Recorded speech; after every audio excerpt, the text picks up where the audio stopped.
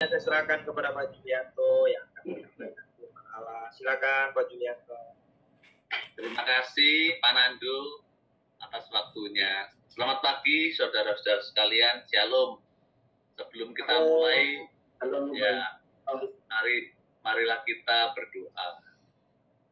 Tuhan Yesus Kristus, Bapa kami yang dalam surga. Pagi ini Tuhan, kami di Doria Ministry bersatu hati. Kiranya Tuhan Engkau membuka hati kami, apa yang akan kami sampaikan, firman Tuhan ini kiranya memberkati banyak orang. Siapkan hati kami, pikiran kami. Terima kasih Tuhan. Urapi hamba-Mu Yulianto ini Tuhan untuk menyampaikan firman-Mu. Terima kasih Tuhan. Semua doa ini kami panjatkan hanya di dalam nama-Mu yang tunggal, Tuhan Yesus Kristus, Juru Selamat kami yang hidup. Haleluya. Amin. Shalom, selamat pagi saudara-saudara sekalian. Sebetulnya pagi ini Ibu Rida yang membawakan, tapi berhubung Ibu Rida berhalangan, saya yang menggantikan untuk sharing ini. Sekarang kalau saya amati ya, hari-hari banyak sekali masalah-masalah kehidupan ini. Banyak berita-berita seperti kebakaran di mana itu ya, Hawaii ya, di Hawaii, di Maui. Nah, itu banyak bencana-bencana di dalam kehidupan. Orang enak-enak tidur, tahu-tahu kebakaran, satu rumah kebakaran habis. Ada 61 orang yang meninggal. Di situ saya melihat, ternyata manusia itu rentan ya saudara-saudara ya. Kita tidak tahu apa yang akan kita hadapi ke depan. Seperti perang di Ukraina, masalah-masalah. Sekarang ada muncul masalah lagi. Jepang itu membuang limbah nuklirnya di laut. Nah itu kan banyak masalah. Jepang merasa air limbahnya itu dia merasa aman, tetapi negara-negara sekelilingnya takut, sehingga apa yang terjadi sekarang, banyak makanan-makanan dari Jepang itu di-ban, di-stop import oleh China, tidak boleh masuk karena kekhawatiran akan radiasi ya. Nah, karena radiasi kan menyebabkan manusia bisa cancer dan lain-lain. Jadi di situ saudara, hidup kita ini ternyata banyak yang mempengaruhi, faktor-faktor luar yang mempengaruhi. Belum lagi faktor-faktor intern kita yang membuat hidup kita ini mempunyai banyak gejolak, mempunyai banyak persoalan. Tapi ya memang itulah hidup. Hidup ini memang persoalan yang harus diatasi, persoalan yang harus diselesaikan. Ya memang begitu. Saya melihat, waduh, berarti kita ini harus benar-benar itu bergantung kepada Tuhan. Kalau nggak ada Tuhan, hidup ini begitu berat. Kita nggak kuat kalau nggak ada Tuhan. Masalah intern di dalam diri kita sendiri, di dalam keluarga kita, di dalam hubungan dengan saudara-saudara kita, itu intern keluarga kita sendiri itu masih penuh dengan persoalan-persoalan yang harus diselesaikan. Belum faktor-faktor eksternal, lingkungan kerja, belum lagi masalah global, masalah negara-negara yang mempengaruhi hidup kita. Nah, memang kita itu harus memahami sebenarnya. Apalagi kita mau pemilu. Nah, pemilu ini kita juga harus waspada. Gelombang nanti demonstrasi, kita harus siap-siap, terutama yang di Jakarta. Saya dulu tinggal di Surabaya nggak pernah mikir, karena relatif aman ya. Tapi kalau di Jakarta, beda saudara. Di Jakarta ini auranya beda. Karena ada gejolak politik yang efek kota Jakarta. Seperti dulu kejadian 98. Seperti itu. Jadi kita harus bisa mengantisipasi seperti itu. Nah, untuk itu saudara-saudara, kita itu harus memang dekat dengan Tuhan. Ini saya akan bacakan satu firman Tuhan. Seperti ini. Di Markus 12 ayat 30 ya. Kasihilah Tuhan Allahmu dengan segenap hatimu, dan dengan segenap jiwamu, dan dengan segenap akal budimu, dan dengan segenap kekuatanmu. Nah, di sini kita itu hidup harus mempunyai kasih seperti ini tuh, saudara-saudara. Karena menghadapi berbagai macam persoalan-persoalan ini, kita itu membutuhkan kasih daripada Tuhan. Kita harus mengasihi. Di sini dikatakan kita mengasihi Tuhan itu dengan segenap hati, jiwa, akal budi, dan kekuatan. Nah, demikian juga kita itu harus mengasihi keluarga kita juga dengan segenap hati kita, jiwa kita, akal budi kita, dan dengan kekuatan kita. Seperti saya pun harus menghadapi persoalan-persoalan di dalam kehidupan saya, itu harus dengan segenap hati, mengasihi. Saya harus merawat terus. Ibu Rida kan sekarang perawatan terus ke Singapura. Nah, itu kan saya harus benar-benar itu melakukan tugas dan kewajiban saya dengan penuh kasih. Ini saya belajar dari firman Tuhan. Ini saya terapkan. Bagaimana kita mengasihi istri kita, anak-anak kita, menantu cucu, itu dengan hati, dengan jiwa, dengan akal budi dan kekuatan. Karena kalau kita tidak melayani dengan hati, kita pasti akan menggerutu komplain. Waduh, kok seperti ini gitu. Tapi kalau kita mempunyai kasih, apapun pelayanan kita, melayani istri, anak-anak, melayani keluarga, itu ringan, saudara, karena ada Tuhan yang memberikan kekuatan untuk kita. Persoalan-persoalan di dalam intern kita pun itu akan bisa diatasi karena ada Tuhan. Jadi, saudara-saudara, seperti Ibu Rida, dia menghadapi sakit ini memang tidak mudah, tetapi karena ada kekuatan dari Tuhan, dia bisa menjalani apapun masalah yang dari tubuh yang sakit, saudara, itu tidak enak. Kalau kita sakit batuk aja udah nggak enak, sakit perut sudah nggak enak, kita ingin cepat-cepat sembuh kan. Tapi kalau yang dihadapi Ibu Rida itu betul-betul panjang. Jadi yang dihadapi panjang. Nah, itu dibutuhkan satu kekuatan ekstra untuk menghadapi sakit ini. Mungkin Ibu Hesti tahu ya perjalanan hidup dari Ibu Rida begitu panjang.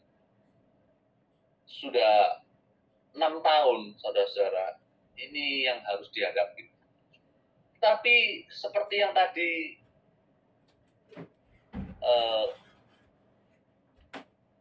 Pak Nando yang katakan bahwa hidup itu pilihan. Kita harus memilih dengan sukacita. Nah, ini memang harus kita yang memilih, saudara.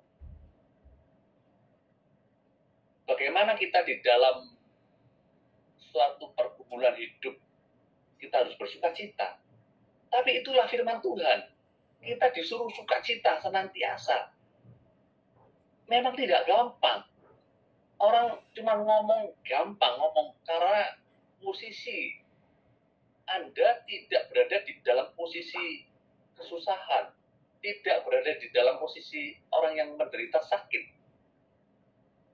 Saya yang mendampingi, saya bisa ngomong gampang. Udah sabar, udah percaya Tuhan, udah sukacita. Saya karena tidak di dalam posisi yang menderita sakit.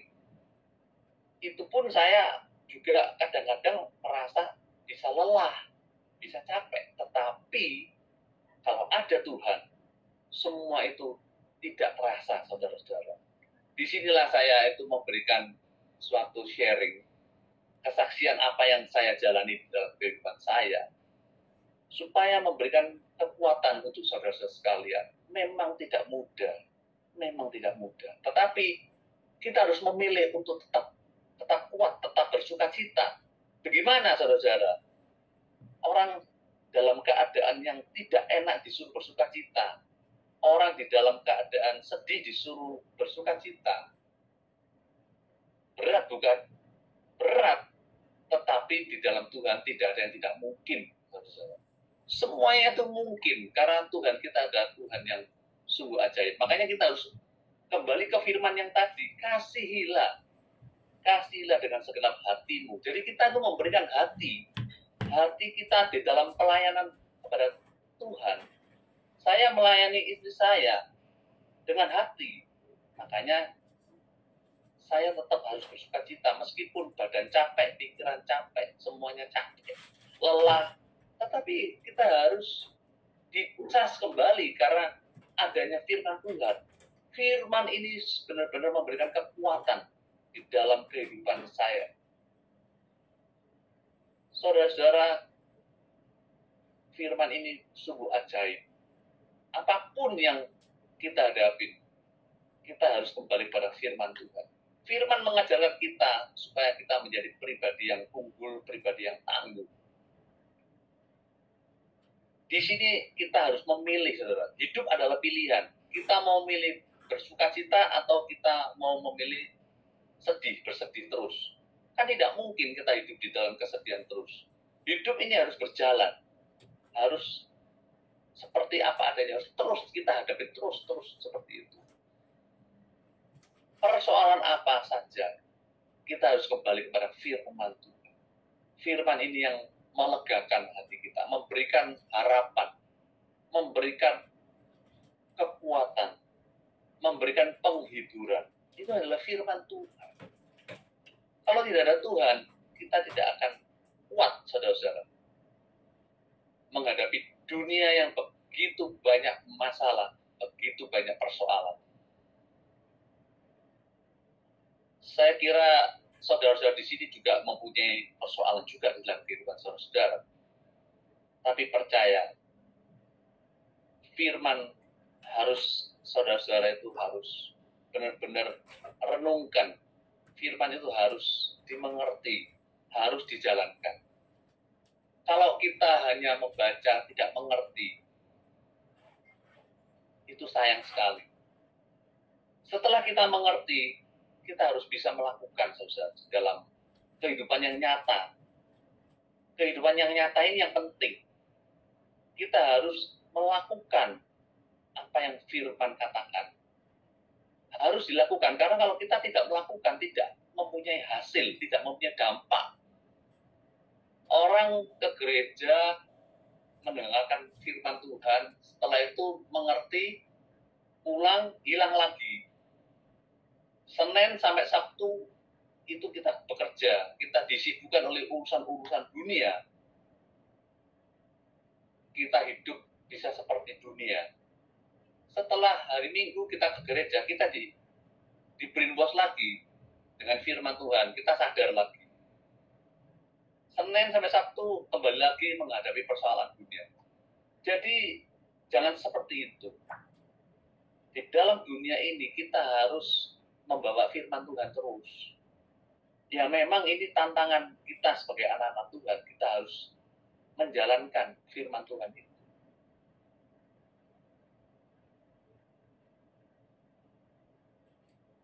Inilah saudara-saudara, kita harus tetap berkarya di dalam hidup ini. Firman mengatakan kita harus mengasihi dengan segenap hati, jiwa, akal budi, dan kekuatan. Jadi yang saya tangkap, kalau kita mencintai dengan hati, kita itu benar-benar memberikan hati. Artinya apa? Artinya kita itu tidak menyakiti hati orang-orang yang kita kasihi. Mencintai, mengasihi dengan hati. Ya, jangan menyakiti orang-orang yang kita cintai. Caranya bagaimana? Jangan membuat dia sakit hati. Jangan berkata-kata kasar. Kita harus senantiasa lemah lembut. Nah, bisa nggak kita melakukan itu? Seringkali kita lupa, saudara-saudara. Karena kita ini masih ada emosi, masih ada perasaan-perasaan seperti itu. Kadang-kadang masih ada dendam, masih ada iri hati. Inilah saudara-saudara menghambat kita untuk mengasihi dengan segenap hati. Apalagi kalau kita di dalam pekerjaan kita. Bagaimana kita bisa mengasihi semua, kita punya staf, kita punya pegawai dengan segenap hati. Kadang-kadang mereka benar-benar itu menyakiti hati kita. Misalnya mereka mencuri, mereka korupsi waktu, mereka korupsi barang. Bagaimana kita mengasihi mereka? Ini hal yang nyata. Seringkali kan kita pasti marah. Nah, bagaimana kita bisa memberikan hukuman dengan kasih? Kita tetap harus memberikan sanksi, kan? Kan nggak mungkin kita punya perusahaan terus mereka mencuri terus kita tersenyum. Ya habis kita punya perusahaan kalau modelnya seperti itu. Nggak bisa. Kita tetap memberikan sanksi. Contoh yang gampang seperti itu. Mengasihi dengan jiwamu. Bagaimana kita mengasihi dengan jiwa? Apapun kita harus mengorbankan. Bila perlu jiwa harus kita korbankan. Ini firman Tuhan mengatakan demikian. Mengasihi dengan segenap jiwamu. Jadi seperti itu. Dengan akal budimu kita mengasihi.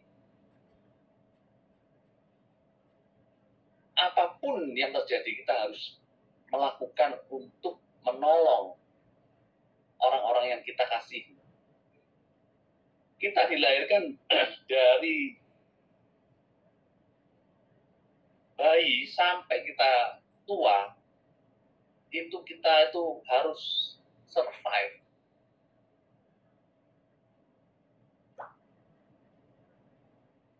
Jadi saudara-saudara, dari bayi pun kita sudah berjuang untuk hidup.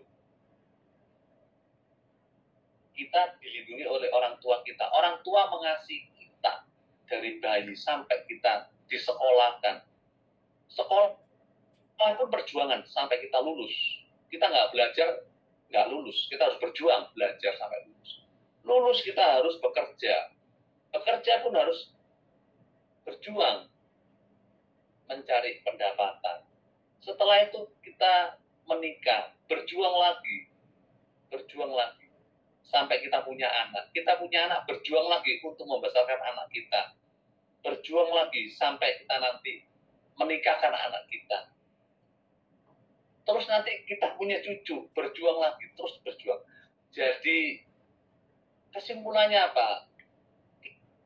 Kita hidup penuh dengan perjuangan yang begitu panjang dengan banyak masalah. Saya melihat di rumah sakit banyak sekali orang yang ke sana berjuang untuk hidup, saudara-saudara. Makanya itu saya melihat, berbahagialah kalian kalau kalian itu sehat. Karena orang yang sakit, mereka itu tubuhnya sakit tapi berjuang untuk apa? Hidup. Mempertahankan kehidupan, berjuang untuk survive. Intinya adalah survival. Zaman dahulu, orang yang kuat itu yang bertahan. Kuat secara fisik, kuat secara mental. Zaman dulu, saya mempelajari cerita-cerita atau film-film kerajaan yang kuno 5.000 tahun yang lalu. Ternyata mereka sama kehidupannya berjuang. Di dalam perjuangan, apa yang diperjuangkan di dalam kehidupan mereka? Ternyata mereka hanya mencari kekuasaan, mencari harta, kekuasaan, mencari wanita. Ini dari zaman 5.000 tahun yang lalu sampai hari ini pun sama. Zaman sekarang pun manusia itu berperang seperti Ukraina, berperang juga masalah kekuasaan, masalah harta. Itu yang diperjuangkan ternyata. Egonya manusia seperti itu. Nah, itu yang saya lihat dari zaman dulu sampai sekarang tuh ya sama saja persoalannya. Harta, tahta, wanita itu terus. Hanya dalam bentuk yang berbeda-beda. Dulu dalam bentuk kerajaan, perang antar kerajaan. Raja-raja diteruskan anak-anaknya, terus perang. Sekarang presiden dengan presiden, bentuknya yang berbeda, tapi ya perang aja. Jadi kita pun sebagai anak Tuhan, kita harus mengerti tentang persoalan-persoalan dunia juga. Kita harus melihat. Indonesia ini saya lihat juga mesti hati-hati. Karena saya membaca bahwa Indonesia juga terkepung oleh kekuatan-kekuatan NATO, blok-blok itu. Jadi geopolitik kita juga harus memahami, politik kita harus mengerti, ekonomi, persoalan sosial banyak. Kita hidup di Indonesia, pemilu ini kita juga mesti hati-hati. Jangan sampai orang-orang yang ekstrim menguasai Indonesia, karena kalau orang ekstrim, mereka sukanya itu bertengkar, mereka sukanya itu berperang. Kalau kita lihat negara-negara di Timur Tengah, banyak yang berperang hancur. Irak, Libya, Afghanistan, perang semua. Karena ajaran-ajaran mereka ekstrim, suka berperang. Nah kita, anak-anak Tuhan, kita cinta damai, saudara-saudara. Tapi orang yang cinta damai, tidak suka berperang, sering diintimidasi, sering diinjak-injak, sering dibullying, sering seperti itu. Nah, kita sebagai anak-anak Tuhan yang cinta damai, kita harus sabar, kita harus toleran. Tapi kalau saya melihat zaman dulu pun terjadi perang salib. Orang-orang Kristen pun kalau ditindas dia akan berontak. Itu tidak salah. Tuhan mengajarkan kita supaya penuh dengan cinta kasih. Iya, benar, cinta kasih. Tapi kalau ditindas terus, bisa terjadi perang.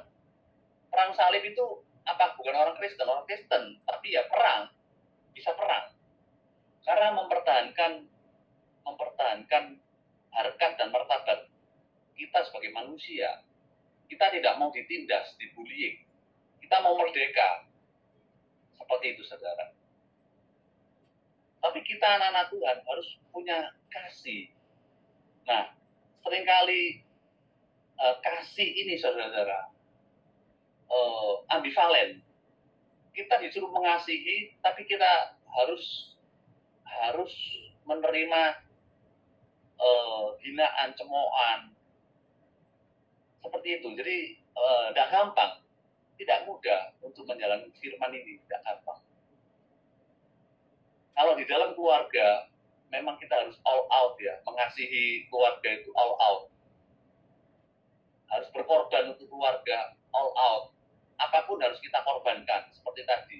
Bila perlu jiwa pun kita korbankan, itu ekstrimnya seperti itu. Dengan hati pun kita harus mengorbankan perasaan, kita harus mengalah, mengorbankan. Seperti itu, kalau kita mengasihi, kita harus mengorbankan perasaan kita, kita harus mengalah, mengorbankan egonya kita harus kita korbankan. Seperti itu, saudara-saudara. Jadi firman ini sungguh luar biasa, mengasihi dengan hati, mengasihi dengan jiwa, akal budi, dengan kekuatan. Ini firman ini sungguh luar biasa. Mengasihi. Kemudian ada lagi firman yang dari kasih itu. Ada Galatia 5 ayat 22 sampai 23. Di sini dikatakan buah-buah roh. Kita hidup itu setelah kita menanam kebaikan, pasti nanti akan ada buahnya, saudara. Pohon itu kita pelihara, pasti berbuah. Nah, buah-buah yang kita tanam itu adalah buah-buah roh.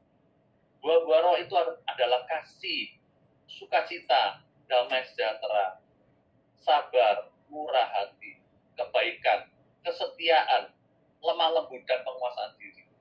Disinilah saudara-saudara kita harus berbuah-buah di dalam hidup kita. Sudahkah kita mengasihi keluarga kita, anak-anak kita, saudara-saudara kita? Kita harus bertanya kepada diri kita sendiri. Apakah kita sudah baik? Apakah kita sudah benar? Apakah kita sudah cukup bertanggung jawab atas kehidupan keluarga kita? Itu harus kita pertanyakan. Karena hidup kita itu harus menyempurnakan diri kita, saudara-saudara. Hidup nggak sempurna. Ya, memang kita nggak sempurna, tapi kita harus melakukan yang terbaik di dalam hidup kita. Kita nggak bisa kita minta pintar, tapi kita nggak belajar. Itu tidak mungkin. Kita harus belajar dengan sungguh-sungguh supaya kita pandai. Kita nggak mungkin bisa survive kalau kita nggak bekerja. Kita mau malas-malasan, tidur-tiduran, terus kita nggak bekerja, kita ingin mendapatkan hasil. Tidak mungkin. Itu nonsense. Nggak logik. Jadi hidup ini juga harus ada logik. Apakah kita sudah bersuka cita? Apakah sudah damai? Apakah sudah sejahtera? Apakah kita sudah sabar?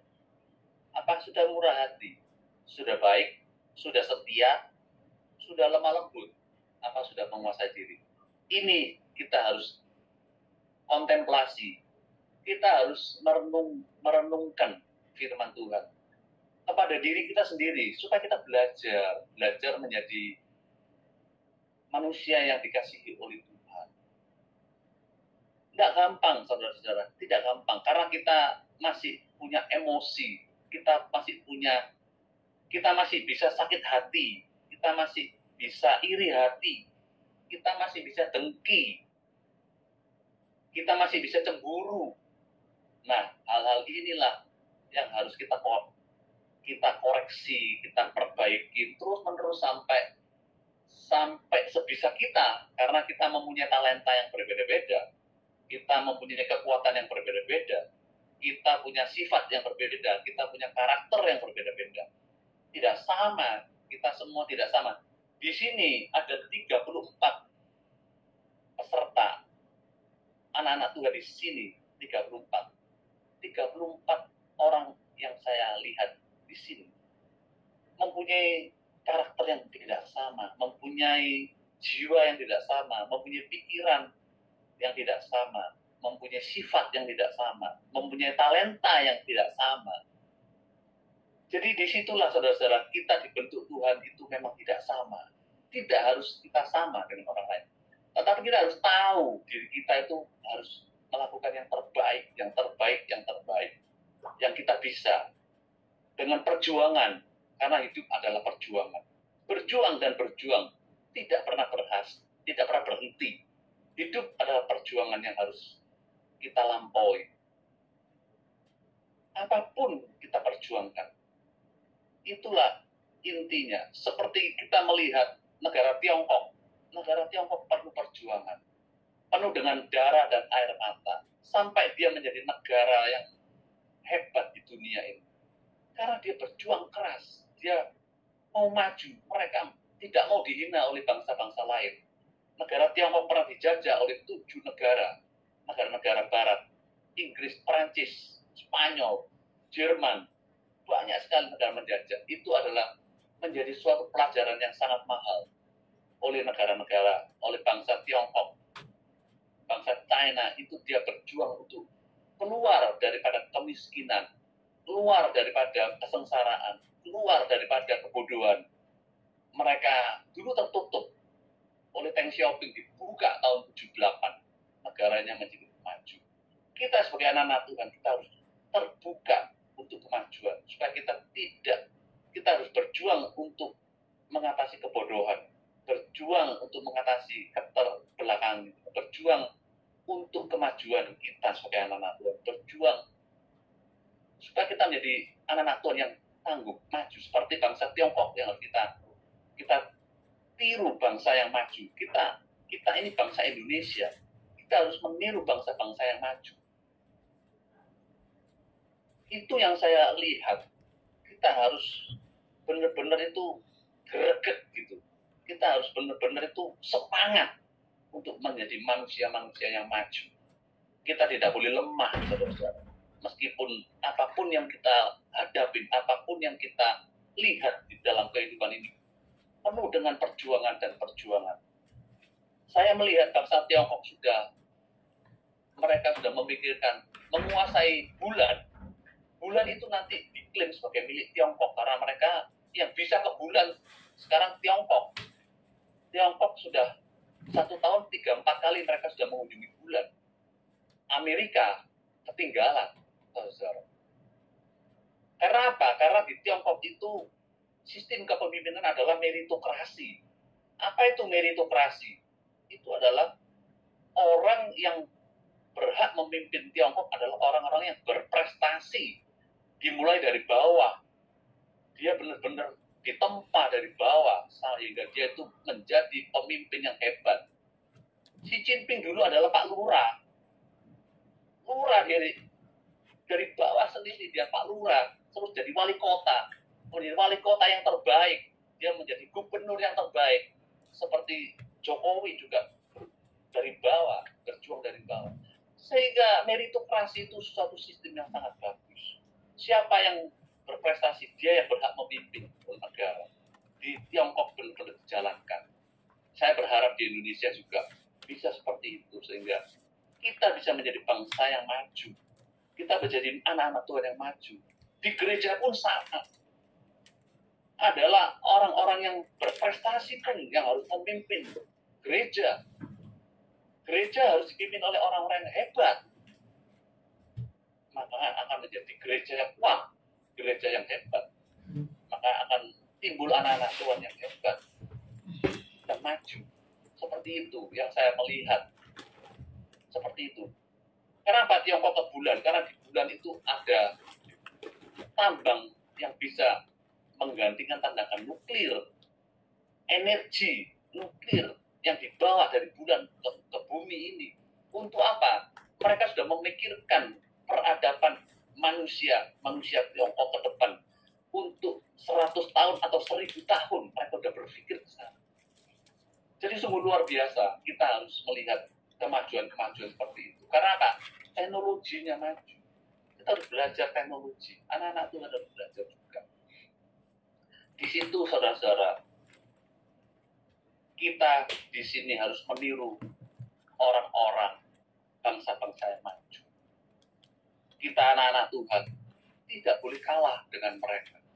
Kita anak-anak Tuhan, apalagi kita punya Bapak yang sungguh hebat, Bapak kita yang di surga. Kita mempunyai firman yang begitu indah, firman yang begitu luar biasa. Saya berharap kita semua bisa menjadi anak-anak Tuhan yang luar biasa. Terima kasih. Demikian firman yang saya sampaikan supaya memberkati kita semua. Terima kasih. Saya serahkan ke Pak Nandu.